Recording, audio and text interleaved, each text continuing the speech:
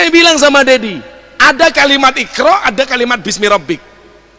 Saya tanya sama dia, bro, cinta itu dari mata turun ke hati atau dari hati naik ke mata? Dia jawab, dari mata turun ke hati. Inilah kesalahanmu memahami agama. Kok salah? Bagaimana saya bisa cinta kalau mata saya tidak melihat, katanya. Apa jawaban saya waktu itu? Cinta itu bukan dari mata turun ke hati, bro, tapi dari hati naik ke mata. Kok begitu? Iya. Kalau cinta itu dari mata turun ke hati, maka selamanya kamu tidak akan pernah cinta kepada Allah. Kenapa? Karena matamu tidak pernah melihat Allah. Kalau cinta itu dari mata turun ke hati, berarti kamu tidak akan pernah mencintai Rasulullah. Kenapa? Karena matamu tidak pernah melihat Rasulullah. Kalau cinta itu dari mata turun ke hati, berarti orang-orang buta itu tidak akan pernah merasakan indahnya cinta. Kenapa?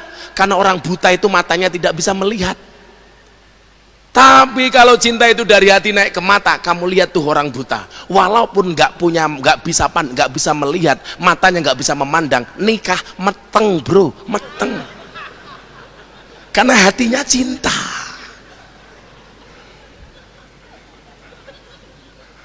Kok profesor ketawa?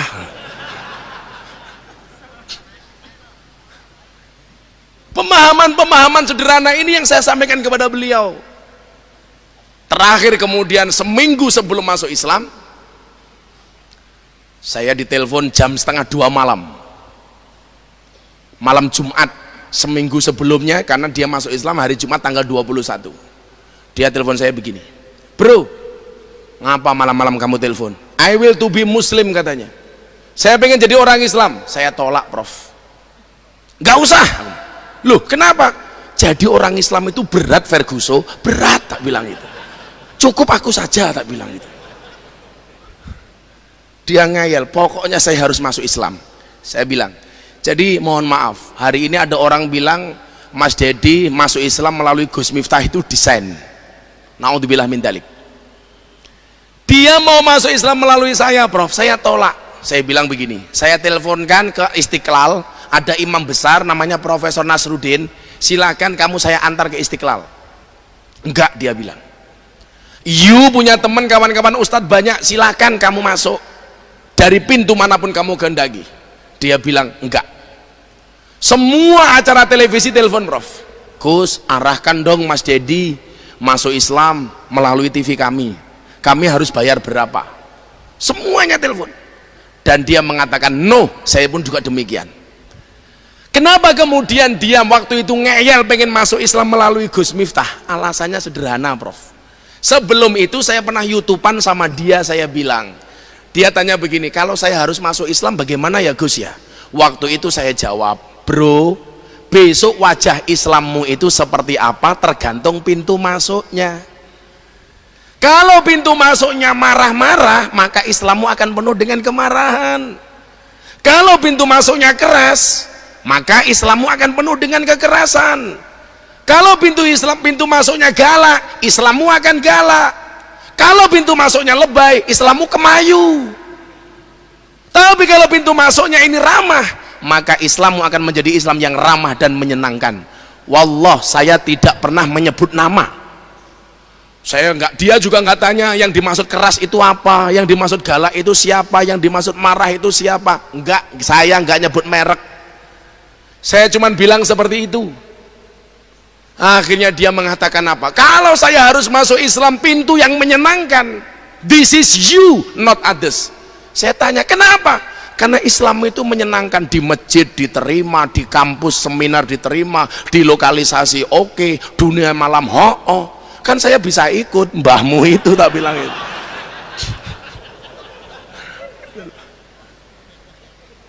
Jadi hari ini saya ngelus dodo, Prof. Ada orang yang mengatakan Dedi ini masuk Islam desain. Saya buka ya, ini belum pernah saya buka sebelumnya. Dedi itu masuk Islam, potensi kehilangan uang dia itu miliaran, Pak. Gara-gara kontrak dia dengan beberapa pihak diputus gara-gara dia masuk Islam. Maka kalau orang mengatakan Dedi masuk Islam desain karena mendapatkan uang miliaran, sensasi dan lain sebagainya, soal terkenal, Dia sudah terkenal Pak, nggak cuma di Indonesia, sudah dunia, di Amerika diakui. Siapa yang nggak kenal dengan Deddy Corbuzier? Soal uang dia sudah kaya Pak. Mohon maaf, populer, kurang populer apa dia? Oh, yang cari popularitas Gus Miftah. Apa saya mampu ngajak seorang Deddy kalau ini tidak jalan hidayah?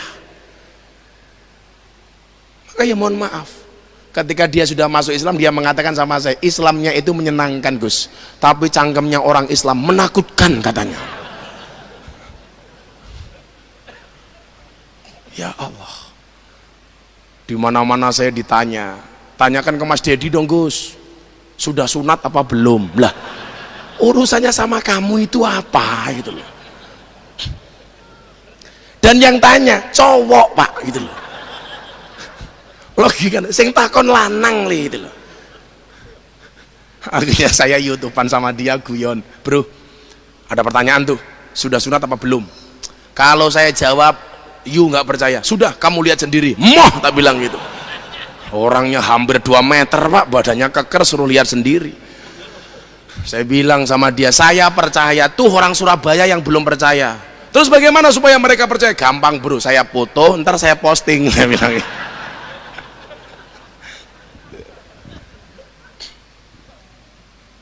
Dan semangat Islamnya dia luar biasa. Saya harus bisa baca Quran. Spirit yang kita kajian hari ini ya. Saya cari turutan Pak, ternyata di Jakarta nggak dapat turutan. Karena saya dari dulu kecil ngajinya turutan. Anak-anak sekarang nggak tahu turutan Pak. Kalau dulu kan asik. Apa bedanya turutan dengan ikro? Ikro itu tidak pernah mengajarkan makhorijul huruf yang pas. Tapi kalau turutan, coba Anda lihat. Alif, ba. Sampai dulu abah saya itu kalau saya ngaji, dilihat mimiknya, gesturnya.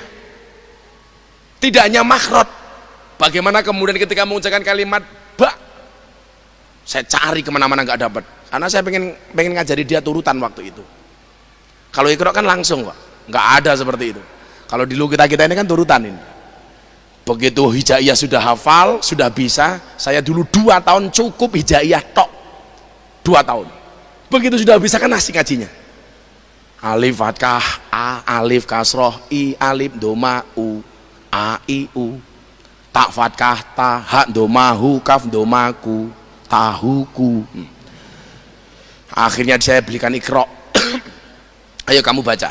Lucu itu Pak, wong pinter toh, PhD itu kan, badannya gede, orang terkenal, ngajinya a, bah.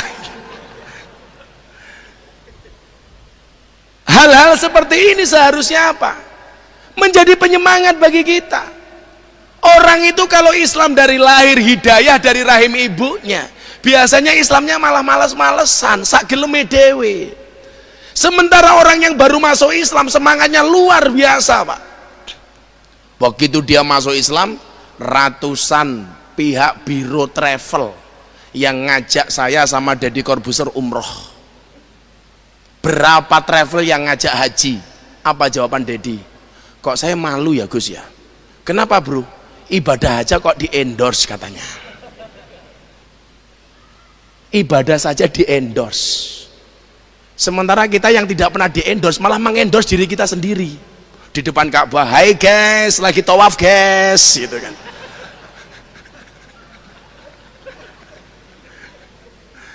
Ya Allah, latah kita itu. Maka tadi Takmir bilang, bagaimana konsepsi dakwah di era digital ini? Konsepsi dakwah di era digital ya tidak harus seperti itulah. Sekarang kan semuanya ditulis Prof. Puasa, traweh, Facebook. Buka puasa, Instagram. Puasa, cangkemnya di foto, Facebook lagi. Ya Allah. Lah kalau semuanya kita tulis di Facebook, di media sosial, kan kasihan Pak malaikat raqib atid, nganggur Pak itu loh. Makanya besok di yaumul hisab, raqib atid sudah tidak punya tulisan Pak. Begitu subha kata Allah, hisab dia, malaikat datang, HP-mu mana? Kenapa? Barang bukti itu.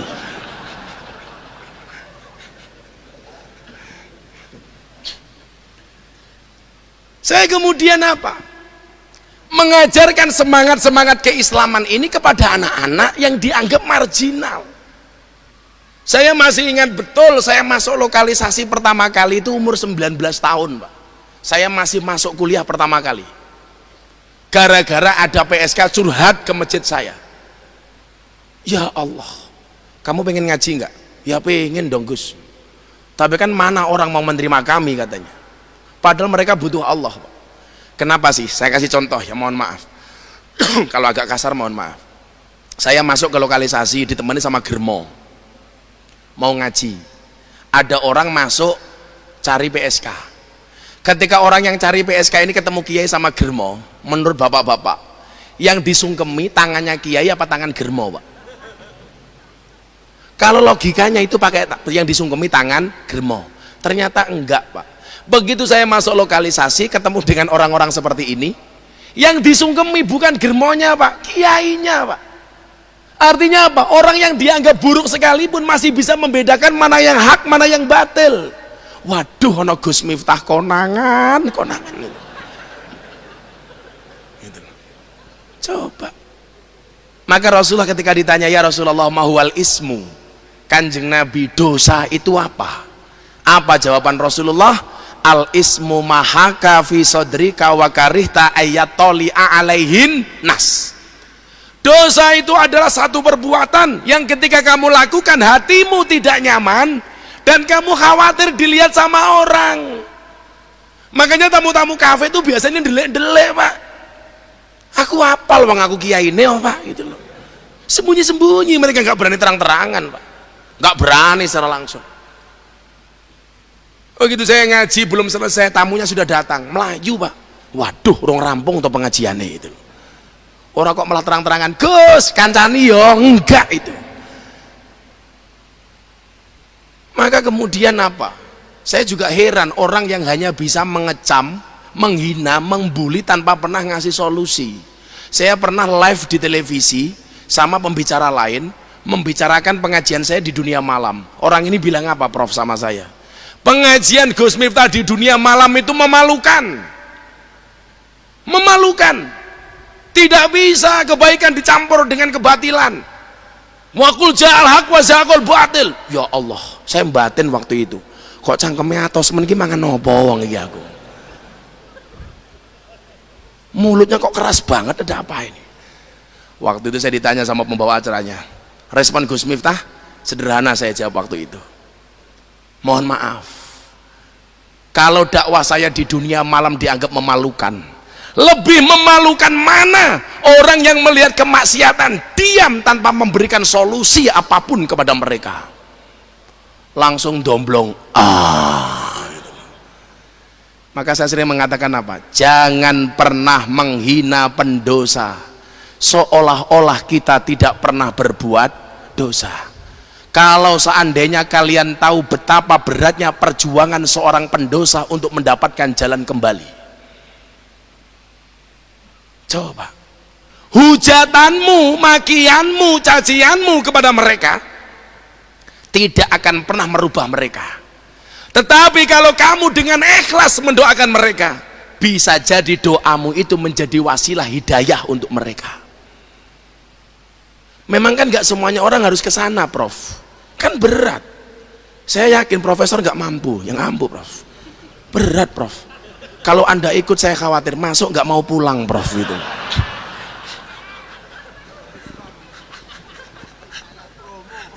Bukan promo, Prof. Pakai nama Gus Miftah, komplement, Prof. Saya selalu semangati orang-orang seperti itu. Karena semangat Islam yang indah ini yang kita tawarkan kepada mereka. Kan nggak boleh sholawat di tempat maksiat. Alah. Kan gak boleh sujud di tempat maksiat. Siapa bilang? Al ardu kulluha masjidun illal makbaroh wal hamam. Bumi itu semuanya tempat sujud kecuali dua hal, kuburan dan hamam, toilet.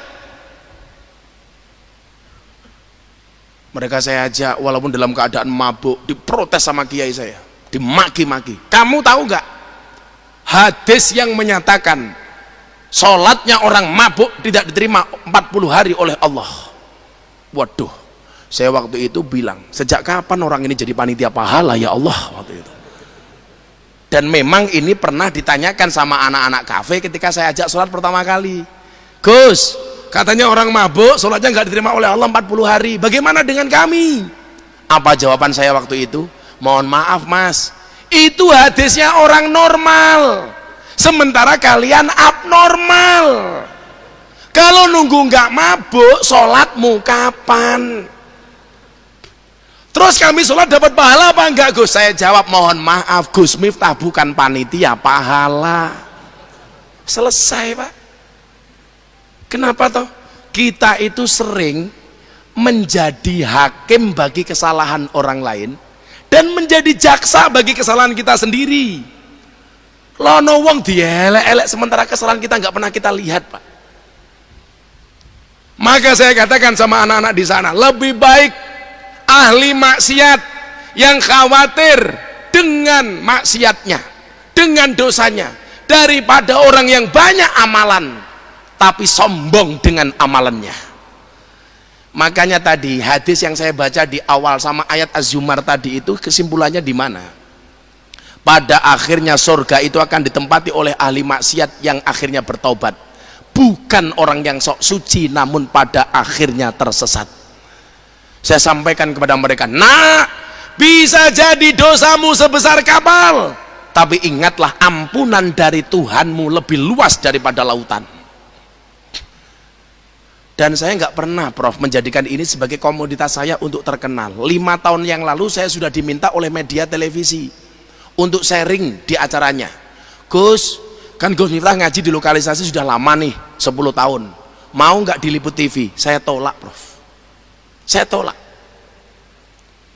Ketika anak-anak di lokalisasi tahu kenapa bah kok ditolak, jawaban saya waktu itu adalah 5 tahun yang lalu, Allah menciptakan Miftah tidak untuk menjadi orang terkenal, tapi untuk mengenalkan Allah kepada mereka yang belum kenal. 5 tahun yang lalu. Sampai akhirnya sholawatan saya di kafe Bali diambil oleh wartawan, kemudian di share. Akhirnya apa? Hari Jumat sore saya pengajian di kafe itu, Minggu pagi muncul di Lamtur, Lambe Turah, yang nonton langsung 3 juta, yang komentar 15.000 lebih. Kok 15.000? 150.000, dan semuanya mencaci saya Prof. Ini penistaan, zina mata. Kenapa yang sholawat roknya pendek semua? Loh, saya nggak bisa ngatur bro, mereka itu hanya salah kostum. Mbaknya tingginya 180 cm, pakaiannya hanya 1 meter, gitu saja sebenarnya. Maka kalau kemudian ini menjadi wasilah kemudian orang mengenal dakwah itu, wallah nggak ada desain